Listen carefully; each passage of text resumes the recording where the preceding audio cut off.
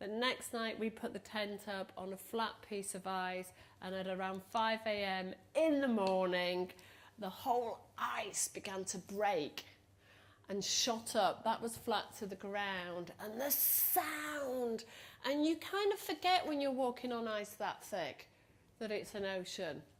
But as the sound started to break up and quake, we suddenly realised that we had to get out of there, because if we had gone in, that would have been the end of us.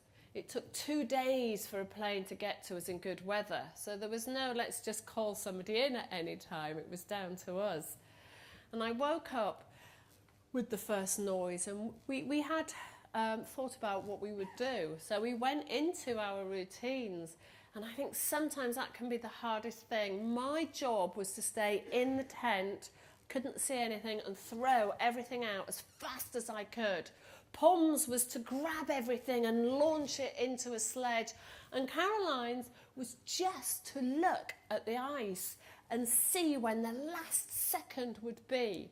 And I think that was one of my toughest times, because I could feel the ice and I was frightened, and I knew that our very lives were in danger. But I just had to trust, and I had to trust that Caroline would do her job and let us know when the last second was. It was no good me checking on her, is it all right, putting my head out and checking the ice, because I had to get everything out. And sometimes I think that's quite difficult, trusting other people and actually standing back and letting them do the job.